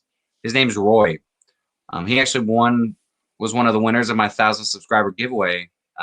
He won the siren. But anyways, he reached out to me. He gave me a bunch of advice. He's like, hey man, square yourself up. Make sure you are like the center of the, in front of the camera. Like I didn't know any of this shit, like going into it. I didn't know how to video edit. I mean, I used YouTube to figure all this out. Yeah, I used Think Media. I use Think Media. And so right now I'm using iMovie, which is like not expensive. You know what I mean? Eventually I'm going to go to a pro version, but I use Think Media and they kind of ran me through the whole process. I wrote it down. I did it in real time. And then you learn on the job. That's what this is you're learning on the job. You're learning by making mistakes and you're finding what people connect with and you're finding what people don't connect with. Yeah. That's one thing. Anybody who watches my videos, I'm doing the research, getting the fragrance myself, reviewing the fragrance, recording it, editing, doing the thumbnail. It's all me while managing an 8 to 5 and kids, you know what I mean? Gym in a regular life. So sorry if I don't pump out 5 videos, but I'm the type I want to have quality videos. I will upload once or twice a week, but every one of those videos I want to be quality, concise, and to the point. Yeah, no, absolutely. And I feel the same way, all my episodes most of the time. Now I have more time to actually pre-record, but I still, I still don't have as much time as I'd like to, but, I film all my episodes that day and then, upload them. I guess I kind of do a little bass backwards. I film, I edit, I save all my, work, and then I build my thumbnail. And then I upload the video, and thumbnails are so easy. And so I use Viva Video on iPhone. So, but now I've had a camera for a long time. And I've used it a couple times. I've gotten so used to using. Oh, look at this! On average, Joe wants to come on. All right, cool. You're pretty good with the thumbnails. I like your thumbnails. They catch the eye pretty easily. It's me being artsy fartsy, dude. Artsy fartsy. Right. Artsy fartsy, man. More fartsy than artsy. All right. I get it. On average Joe. I'm gonna throw him on here. Let's see here. All right. What up, Joe? Hey, what's up? How are y'all doing? I'm good. Good, man. How are you doing? I'm doing good. Just enjoying a Saturday, some Sour Patch Kids, a little bit of scotch. And how was your Thanksgiving? It was good, nice and mellow. Nice. Again, filled with Johnny Walkers. How about y'all's? It was good, man. Good food, good, man. Good family. Yes. Yeah. Yeah. I did some dog sitting. I took a day off of YouTube, which is nice. So man. It's always good to take a day off, definitely. The 5 pound bag. But hey, chat, by the way, But nah, I just wanted to come on. Okay. I enjoy your channel a lot. Great channel. Cool. So thank you. I also did have a question because you mentioned Argos a few seconds ago. Yeah. There was the main one that everyone talks about. It's like a tobacco one. I forgot Triumph what the name. Bacchus. Yes. Yeah. Or I think you just covered a newer one that began with a D. Yeah, Danae. Danae. Out of the two, like for me looking to try one, like if I could only try one immediately, which one would you maybe recommend I try What kind of first? fragrances do you lean towards? I Like, what do you am like? I'm not as fresh centric. You know, I'm Okay. more of on like the oriental side or the darker side of things. And I'm sorry if I just offended somebody. I just realized I used that word, but No, that's a habit. But yeah. yes. That's all right, man. On the darker side of things, I love tonkas, I love spices, leathers, boozy, more Okay. so than anything Well, else. Triumph of Bacchus it's beautiful, man. I mean, it's a gorgeous tobacco fragrance. Mhm. You know, it's tobacco. It's a very luscious, juicy pear. What else is in it? It's pear and apple. You know, the tonka, or not the tonka, but I'm sorry, the tobacco is very more along your sweet tobaccos, like a nice pipe tobacco. I mean, it's a gorgeous fragrance. And then, I mean, Danae is just completely kind of out of the norm of what Argos has been doing because I haven't done a patchouli fragrance. Got you. Man, I'm going to tell you, this is stellar, man, because it's got a really beautiful opening with bergamot and Sicilian lemon. But it starts out like that fresh, but man, it gets warm real quick. And it's got this really nice, sticky, jammy, sweet patchouli in it. Really nice woody aspects and this really balsamic, like leathery cistus. So Danae might be your jam, but you can go over to Argos and you can get yourself a discovery set and try them all. I mean, no, I would, but it's also just like I like the bottles and then just one of the two. I always like to, when I get a sample set, at least walk away with one of the bottles. And then at the very least, I'll just give it away on one of my videos or something. But I just I had that question and I was like, let me just ask him, especially since he dropped the link real quick.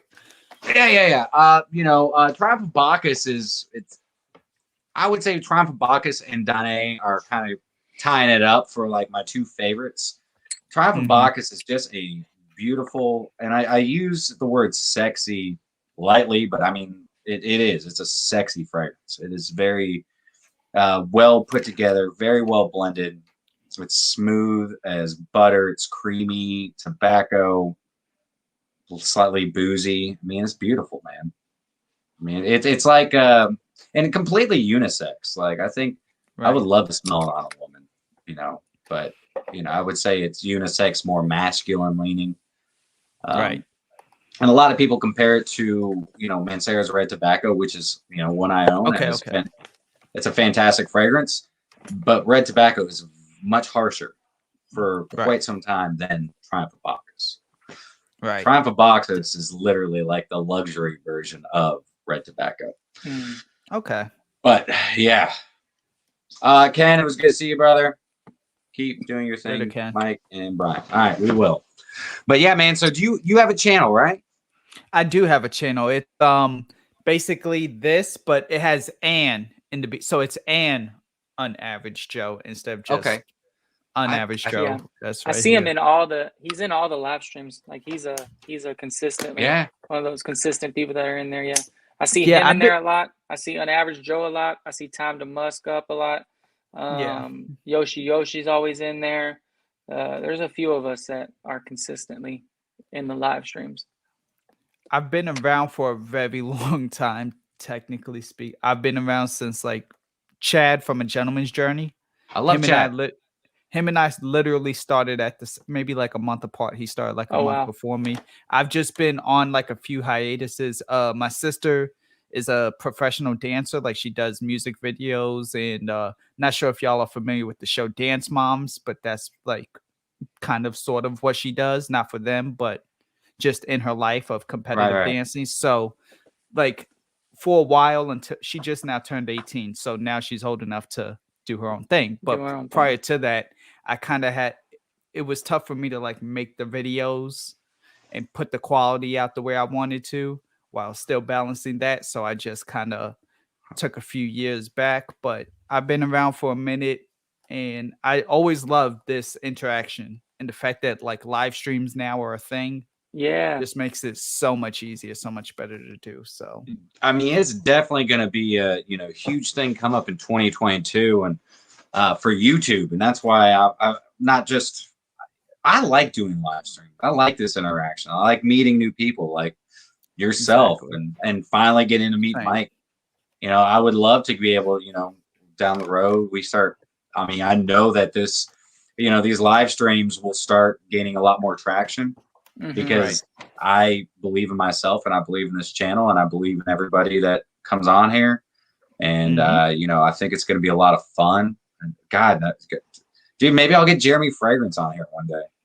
Hey, Speak it. Yeah, right? I'm going to get Neil on here. Neil commented on one of my episodes, and I forgot. Neil subscribed to my channel quite a while ago, I think. Neil, I love Neil. Like, Neil already said he would that I could come on his stream, so I know he's cool with that. And if he hopped on today, that'd be cool too. But yeah, but I like Neil. I think he's probably on Dan's stream. Dan's getting scared of the Godfather, dude. I'm telling you, he don't know what's coming, man. He has no idea. He can. Him and Joey Cannoli got some beef apparently. Oh well, he can have the fragrance community, man. All I got is family. Yeah, family's thicker than blood's thicker than water, bitches. So bring it, Dan. I'm just kidding. I love Dan. If Dan wants to have me on, I'm hopping on Dan's stream too. Yeah, I will too. Dan's got a pretty big base, bro. I mean, the last time I did, I'll try to. How do you feel about that? Because you just kind of just sat there, huh? Like when Cuddles was on, I don't know. I couldn't say anything. Yeah, I was like, his medicine kicked in. He was on a roll. It's hard. It's hard sometimes with Cuddles, but he has like a really enigma personality, a really good personality for sure. Yeah, that's what I does. Like. It's a quality to be able to talk and just. He's an entertainer. Just to be able to talk. Yeah, just to be able to talk. That's a quality. He has the gift of gab for sure. Yeah. So, yeah. I mean, it's, and I don't ever want to. I wanted to do it at 3:30 to not try to take away from Dan's. Because I know a lot of the people who hop on here are on Dan's stream. I guarantee you, if I went up, looked at it right now, I'd be like, "What are you guys doing over here?" Like, I'm just kidding, But I'm trying to not compete. When I saw that Dan was gonna hop on before you, I was gonna hop onto his stream and then tell everybody on his stream to come over to my stream to your stream. I mean, that's what I was gonna do. But yeah, dude. I mean, I just figured it'd been like a funny troll move, but yeah, he changed it. He changed the time back to his normal 5:30 slot. Yeah. Well, no, he went on at 3 today. Oh. No, he changed the time last minute. Oh, it's not 5:30? I mean, 3 o'clock? No, he changed. He pushed it back at the time last. He realized. He realized. Oh wait, no, this is too early. Like this isn't my. Okay. Let me. Normal time slot. Yeah. I might actually. I was thinking about doing 7:30 on Saturdays for kind of after Dan's channel. After his live, but I've got a lot of people from the UK, so I think what I'm going to do is I'm going to kind of flip flop it. Like every other Saturday, do it at 3:30, and then do it at 7:30 every. Just basically 2 at 3:30 a month and 2 at 5:30 or 7:30 a month. That way we can get our US subscribers and our UK subscribers, and I can I want to be there for all of them. I don't want to just be like, oh well, I'm from America. Screw you guys. No, I want to. I've got people from Romania watching me. I mean, not right now, but my parents are Romanian. My mom's Romanian. Oh, nice. So I'm not. I'm adopted, but that's neither here or there. But yeah. Anyways, but it's crazy to see all the people that subscribe to your channel. Like, oh, they're like, shout out from the Netherlands. I'm like, what up? Tell Michelle I said, hey, give me, throw her my number. Right. That's one person I want to get on here is Michelle. She's a great personality too. Like even like in actual live format settings and stuff, she's just great. Who you talking about? Curly? I mean, Yeah, Curly Fragrance. Yeah, she's funny. I I like her stuff. She is absolutely. I want to get. She puts those clips on there, bro. They make me laugh, man. Oh, she is the meme queen, bro. She puts those clips on there. They make me laugh. I'm not even gonna lie. Mm-hmm. Oh, I know. I mean that's a whole other conversation. It's just like, look at her channel versus, look how many episodes she has. After you get down here, Michael and Joe, take a gander at how many episodes you have and videos you have. And look how many she has and how many more subscribers she has than us. I mean, yeah, I'm not really tripping on none of that. I'm not either. Yeah, I'm not either. She's a master of her craft. She does exactly what. Like some people some people just got it. You know what I mean? Like people look for ways to like discredit someone, but I mean, some people just got it. Like they got the ability, they got the looks, they got the personality, they got the ability to be in front of a camera. They got the ability to talk to people and network off the camera. They just got it. You know what I mean? Yeah, definitely. I mean, as long as you're doing what you love, that's all that matters, man. That is all that matters. And like I've said before, I'm always just gonna be me. And if you don't like me, that's cool. I don't try to be everybody's cup of tea. I try to be everybody's glass of whiskey. I'm a little harsh at first, and then I don't. Nice smooth finish, baby. I don't try to be anything to anybody. Like you can love me if you want. If you can hate me, that's fine too. I literally couldn't care less. But my intent is to come on here and connect with people that want to connect. So that's really, you know what I mean? Like what's most important to me is God, my family, and and this falls underneath that. So Pete says he doesn't like me. That's fine. That's fine. I love you. Kill him with kindness. See what I did there? Let's see here. Ricky just showed up. What up, Ricky? Chris at Fox Score says, I'm going to plead the fifth on my thoughts about Jeremy Fragrance. Cool. Yeah, it is what it is. I did watch that episode where Neil, damn you, Shannon. Anyways, and Pete, they both said they don't like me. I don't care. Screw you guys. I'm going home. Wait, I'm already home. So. Good. Yeah. What was I gonna? I was in the middle of saying something. Oh, Neil. I saw the episode where Neil met Jeremy Fragrance and tried to get him to do that. Yeah, he's like, hey, the CC. He's like, I won't do it. I will not do it. He's like, why would I do that? I think so I don't want to break down the third wall because I mean, I do think a bit of it is theater. There's a wall. Yeah, the third wall. Yeah, for those of y'all who know like that, what that means, I think it was a skit. It was a funny skit at that. Yeah. Maybe not. Possibly. Yeah, possibly. Yeah, I don't know. Yeah. I think Neil's cool. I'm not gonna say anything bad about Neil. A lot of people don't like Neil, but I think if I was to actually meet him, I think he's actually got a pretty good heart. No, I'm totally gonna. I'm totally going to have him on here because I think Neil is an amazing entertainer and just he's a really intelligent guy. He really is. And I want to find out how he does his Amazon reviews because apparently he's making good money doing that. So his Amazon reviews are on point. Yeah, if I can get him to to give me the rub. It's really easy actually. I can tell you if you want to DM me, I can tell you how to do it. Yeah, man. Like. All you have to do is it's literally Google it. It's the Amazon affiliate marketing. Yeah. I'm so close to starting an OnlyFans and just start showing my feet, man. It's like we're getting there. There's a market. Cool. I've got a buddy who has one and his feet. It's real weird what he does. And I told him, I was like, yeah, man, I'm doing YouTube full time. He's like, hey man, it's better than what I do on the camera. He's like, I just make a lot more money doing it. I'm like, yeah, right. It's all jokes. I don't think I would do anything like that, but you hear stories about people doing stuff like that. Yeah. No, it is. One of Rick, or one of my subscribers, he asked me, he's like, "What? Has anybody asked you to show you your feet yet?" I was like, "Yeah." What does that mean? Apparently that's a thing. Like people ask to see thing, your bro. feet. Like, It's a thing. I mean, I get Manny's petties. I'm a grown ass man. I don't care. I love Manny's petties. And yeah, I got nice feet. You ain't gonna see them. Maybe.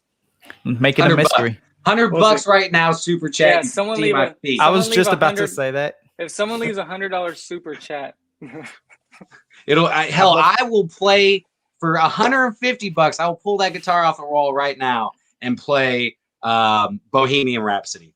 Yeah. Ooh. I just got a foot pill done, so my feet are falling apart. If y'all leave $100. I need to get off here soon, man. I gotta get some food in my stomach.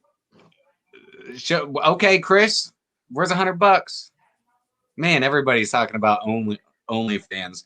I'm not starting an OnlyFans page, but I will say everybody does need to go check out Joe's channel, and it's and an unaveraged Joe. I think I'm subscribed to your channel. Yeah, I believe. I'll edit my name right this second, so this way you. Yeah. Show everybody. Go check out Mike's channel. Give him some love, guys, and you will see. Okay, there you go. An average Joe. Follow us all on Instagrams because I do a Friday night with Ken from Ken Scents on Instagram. This coming Wednesday, I'm doing one with Dave Callie. With Dave Callie, and we're going to be talking about getting everybody pumped up for Scent Explore this coming weekend. Every Saturday, I will let you guys know. Will you play something by the Darkness for $10? Ooh. All right, hang on. Let's see if I can. Let me see.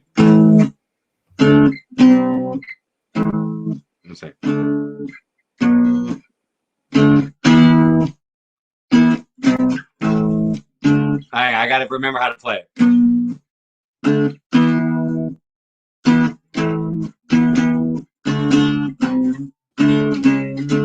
I can't remember. Dude, I haven't played it in forever.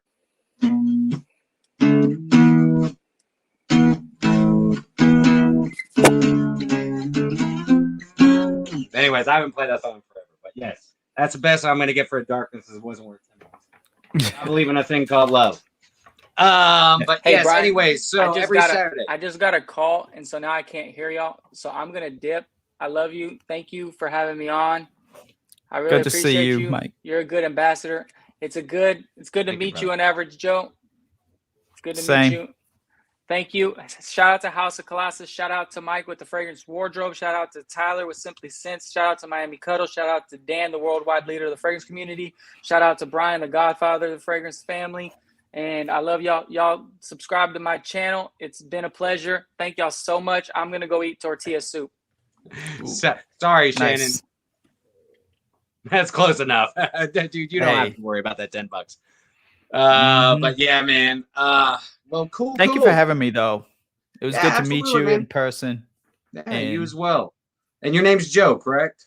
Yeah, my actual name is Joe, which is why it worked on the whole average Joe on average Joe theme. So that's why it just worked. But I look forward to more of the live streams. Like I said, I tune in usually on your Instagrams and here. More so Instagram because it always pops up and lets me know a lot faster for some reason, even though YouTube I have you on the bell too. But just look forward to more interaction with you. And absolutely, dude. And like I said, if you ever want to hop on or let's chat, DM me on Instagram. We'll talk back and forth about some topics and just make this more of a regular thing. I think it's I think it's a lot more beneficial than me just sitting. I mean, I love doing these by myself, but I don't get to talk to anybody. I like talking to people. It's like sitting here, I'm just reading comments. I'm like, oh yeah. So that's why I set all this up with StreamYard. Thanks, StreamYard. I'm plugging you, even though I'm paying a ridiculous amount of money for freaking doing this every month. But anyways, but yeah, I think it's great if we can get subscribers on here, or even get some of your subscribers on here that you may have never met. Yeah, man. I think this is a lot of fun.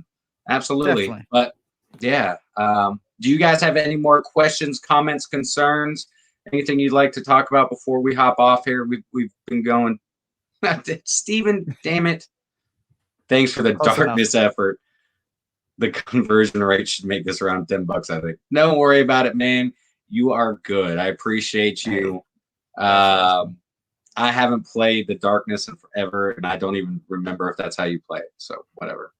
But yeah, if you guys have any more questions, if not, I think we're gonna hop off here. But I appreciate everybody showing up. If you're watching this in the future, thank you so much for watching. Leave us some comments down below. Go check out oh my God, I'm gonna. Just right there. Yeah, and on average Joe. Oh, I can't. There you go. Yeah, Unaverage Joe. Yeah, go check out Unaverage Joe. And yeah, I appreciate you guys. But if you don't have any more questions, sending love and support for his 2 cents. Later, guys. I hope you all have a blessed rest of your day. Remember, you are stinking freaking beautiful. And until next time, happy scent trails, guys. Adios. Thank you, Steven. I appreciate you. Mwah.